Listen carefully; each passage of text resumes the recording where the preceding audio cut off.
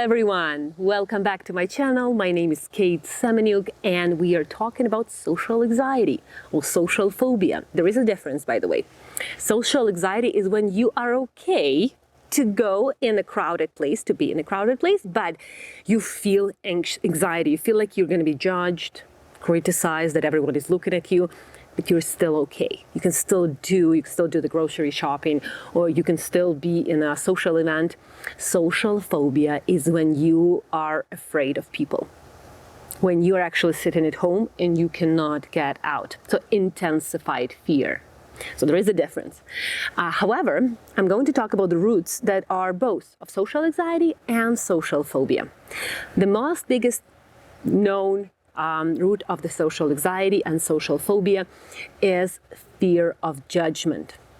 Somewhere, being a child or growing up, very often it's between the age of 7 and 16, 15, I would say, and where we are very emotional and we start to believe that people that going outside, people that it's dangerous because you can be judged.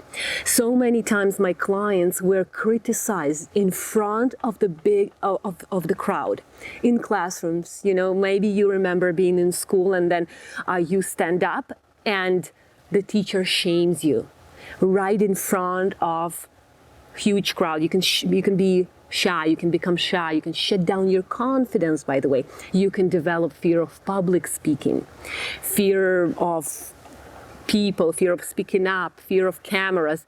So many fears come up with one or maybe two events that are very emotional when you are criticized or judged in front of the big crowd.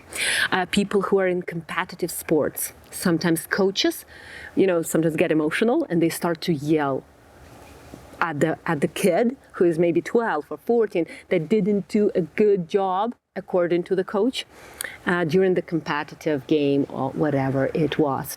So it's very important. Your mind will label it as dangerous. Your mind will label being in the crowd is dangerous because I can be yelled at, and that's very painful. It's a shocking, isolated, unexpected experience, and you didn't have a time to process it. So you just shut it down, capsuled it, and put it at the back of your mind so that it just grows with you. You grow, and that trauma grows with you.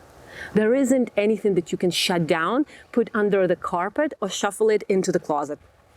It's going to come up. So if you have fear of judgment, you need to go back and to see what picture of the world your parents projected on you, or your teachers, mentors, siblings, friends. So what did you start to believe about other people's opinions? Why it is so important? Why it's so important than your family, your loved ones? Many times, by the way, I have clients who have great families, loving families, and they're still so afraid of what other people will say about them.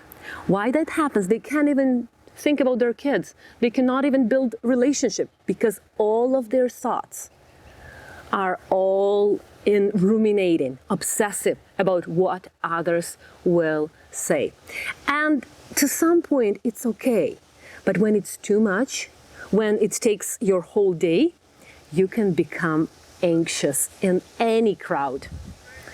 And then you start to cancel events, or you say no to the events that you want to be at, to the point when it intensifies, especially during COVID, by the way.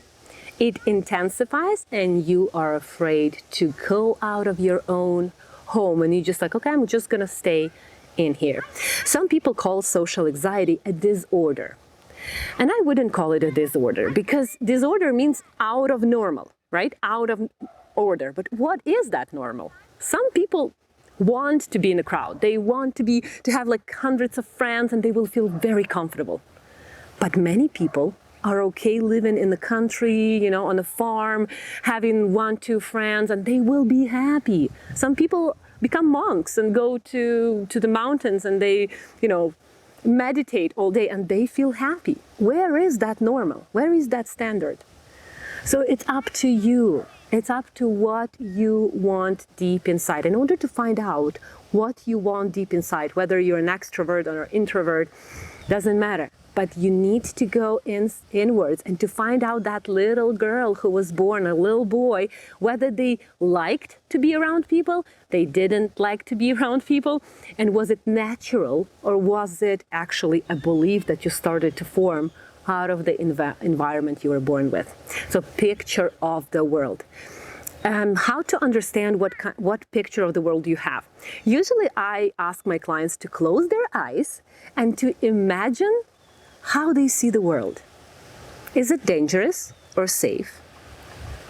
Is it happy or is it sad? Is there any hope in the future, or this world is messed up? Based on those beliefs, this is how your life is going to be. What kind of anxiety you're gonna have, what kind of fears you're gonna have, how you're gonna build your relationship, how you gonna, plan your life based on just this world. Is the world safe or not? So close your eyes and feel the world. Feel the world. And then you will be able to see what kind of picture. And by the way, if you go back into your childhood and think about your mom and your dad, you will find a lot of similarities. How they saw the world is very often how you see the world, until you change that belief. And many people do, but a lot of people don't. And they still have that same picture of the world that their parents had. Another root of the social anxiety or social phobia is an accident that happened in a crowded place, like terrorist attack,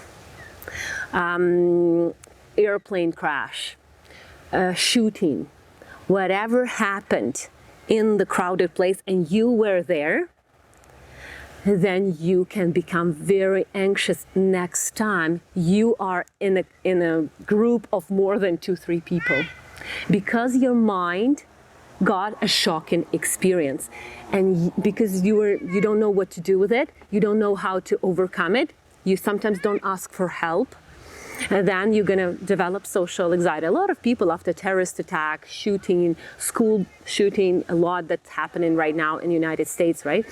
They develop social anxiety or social phobia. What do I do with my clients to release that shock, to decompress that trauma? What I do is I usually let them go into hypnosis, of course, and then I imagine I'm leading them, guiding them into that emotional moment. And when I do that, I ask them, imagine that you're 10 minutes before it happens. You're relaxed, you're confident, you're quiet, you're okay, your nervous system is regulated, you don't feel there is any threat coming in. And then, right 10 minutes before the accident happens, I appear right next to you. I usually decompress that trauma for the client. I hold your hand and I'm telling you this is what's going to happen. That right now in 10 minutes, this is what's going to happen. So that your mind reprocesses that accident, that shocking experience, that dramatic experience in a different way.